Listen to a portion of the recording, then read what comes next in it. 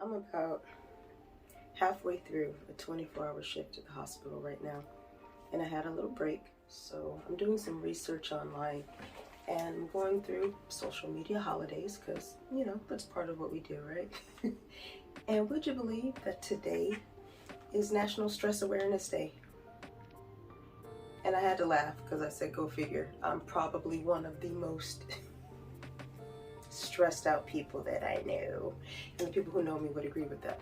So I thought it would be important for multiple reasons, one of which being I am a medical professional, to talk about the effects of stress, what stress can actually do to you physically, what it can do to you mentally, emotionally, and some tips to give on how to deal with the stress. So if you just want to look at this from a holistic point of view, when you're talking about stress physiologically and physically, stress is one of the biggest contributors to weight gain ever known. And why is this? Well, there's a stress hormone called cortisol, okay? Cortisol is one of those hormones that we actually need for our fight or flight response to actually work properly, okay? We get stressed out, our eyes dilate so we can see better, our blood flow changes so that we can either run or we can fight. So we start perfusing those parts of our bodies. That will help us to do that. But by doing so, it actually shunts blood away from things like our stomach and our colon, because who needs to digest food when you're trying to fight for your life, right? Another thing, however, that cortisol does is in high amounts, it can actually store belly fat. You may have heard things like this before in the past. If you're stressed out, you're going to start to store belly fat. It is actually scientific, it is documented, it is a well-known fact that when you're repeatedly secreting this stress hormone, this cortisol, that it is actually one of those reasons why you maintain belly fat. That's one thing. It also increases your blood pressure. It increases the amount of work your heart has to do to pump that blood out. It decreases the quality of your sleep. It triggers many people to eat more. It triggers many people to eat less. It affects sleeping patterns. Some people sleep very, very long periods of time because they're stressed out. Other people can't get any sleep at all. So physiologically, all of these things start to combine with each other to create some very deleterious effects to our body, okay? Also, holistically speaking, you want to look at what it does to your mental state, okay? Stress can come in a variety of ways. Stress can be environmental, so it could be noise around you. It could be people fighting around you or arguing all the time.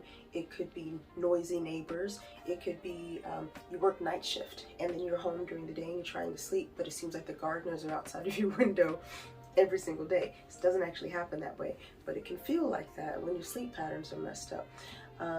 It could be stress from your home life, stress from your relationship, stress from your job. All these different things start to have different impacts on your emotional well-being, and you may start to become more withdrawn. You may start to feel yourself becoming more angry. You may start to feel yourself acting out in a variety of different ways. So on your mental body, it can have a huge effect as well. So those are just a couple of ways that we can actually talk about how stress actually impacts our life. We can go into the spiritual aspects of it as well.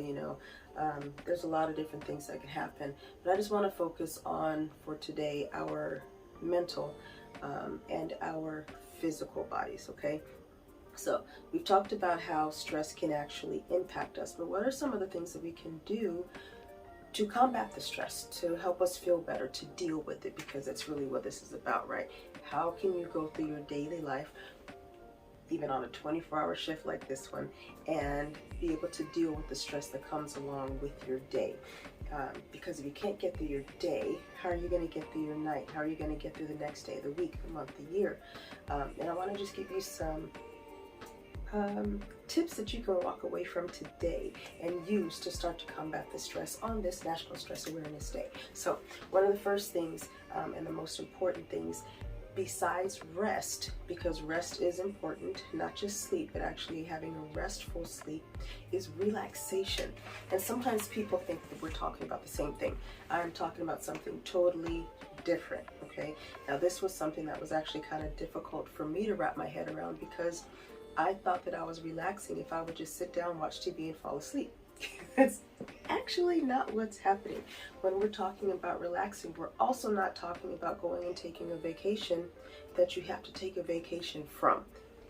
Not what we're talking about, okay? What I'm talking about here today is actually taking some time to let your body relax, to get out of that fight or flight response and let your parasympathetic nervous system start to take over. So for different people, it's different things.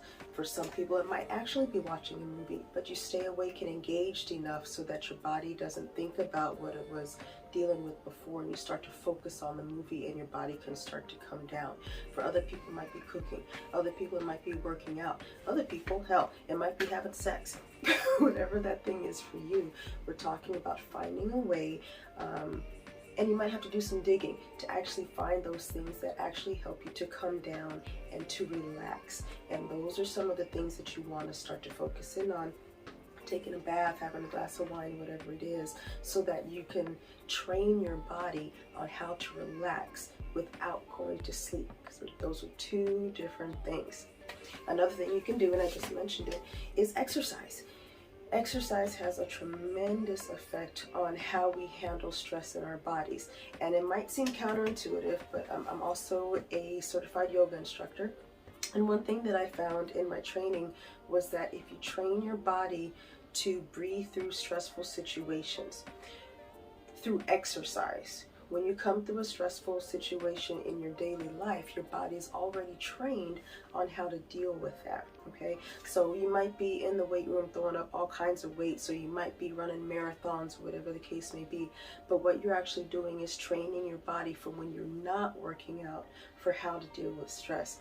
Because you've put yourself through that stressful situation, your mind already knows how to handle it. But now what you're going to do is to trigger that to a different kind of stressful situation and bring those two things together. So exercise also keeps your weight down. It gives you your heart better pumping ability. It increases your lung capacity, and it does actually help with relaxation. So that's another way that you can help with stress relief. A third way for helping your body deal with stress is remaining hydrated. How does drinking water, not soda, not coffee, but how does drinking water actually help to deal with your stress? Well, what being hydrated does, it actually number one, feeds your cells, okay? So our bodies are made up of over 70% water, and if you're dehydrated, it actually starts to stress you from a cellular level. Now we're talking about way, way, way deep down inside, trillions and trillions of cells that we have, but being dehydrated actually starts to stress you out from the inside. Now what happens is your body starts to pull water from wherever it can get water from to try to feed those cells so that your body can actually function, so that your legs can walk, so that your brain can think, so that your arms and your fingers can reach out and touch things. So your body literally starts to pull water from wherever it can, which is another reason why people are chronically constipated, because our bodies are trying to pull water literally from wherever it can get it. And so by staying hydrated, you're actually feeding those cells, which actually makes your body perform better. It actually gets you closer to your peak performance just by doing something as simple as drinking enough water for your body weight. Now I personally recommend that everyone tries to get at least a gallon of water, and you may think, wow, how on earth am I possibly going to get a gallon of water? And it's kind of like golf. You play it where it lies. You start where you stand. So if today you've only drank, normally on a daily basis you get 2 glasses of water, tomorrow try to go for 3. If you normally get in a couple of liters, try to go for 2.5 liters tomorrow. You start where you stand and you work your way up. Now, I'm in the healthcare field. I know that sometimes at work it's very difficult to be able to drink, let alone be able to go pee, okay? So that's the thing. For someone like me, I usually have to drink like Gatorade or Powerade during the day, and then when I go home, I have to try to hydrate and catch up for what I wasn't able to get during the day.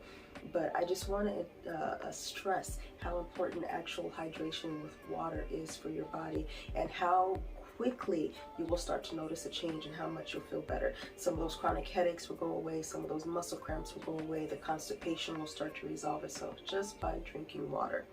And so the last thing I want to discuss as far as what you can do to deal with your stress is going out there and getting some sunlight, okay?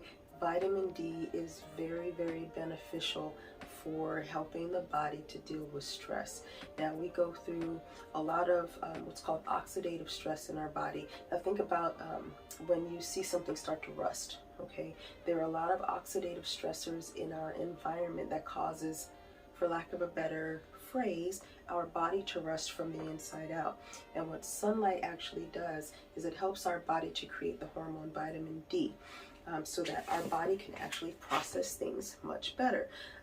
Now, depending on your skin tone, some people cannot take as much sunlight as others can. Some people, it takes more sunlight to have the same kind of effect. But for people who are taking like vitamin D supplements, 15 minutes of sunlight will get you far more vitamin D in your body synthesized than you'll ever be able to get from those pills that you're taking. So what you'll start to notice as well is your mood will be enhanced simply by getting the vitamin D. You'll notice your digestion will start to get better by getting the vitamin D. You'll notice that you will sleep better. You'll notice that you'll wake more rested, and you'll notice that the brain fog will start to resolve itself. All of those things actually play a part with how stressed out we can feel during the day. So this is just a quick little snippet. I thought it was appropriate. I couldn't let the day go by knowing that it was International Stress Awareness Day, coming from one of the most stressed out people that I know. I am preaching to the choir. I'm preaching to myself. I'm preaching to the people in the back, because I'm the people in the back, so I'm talking to myself too. But guys, just want you to take a moment to just kind of think about how your days and your months and your weeks go, and what you can actually do to control your stress better. All right, this is SlyT signing off. Have a great day and watch that stress.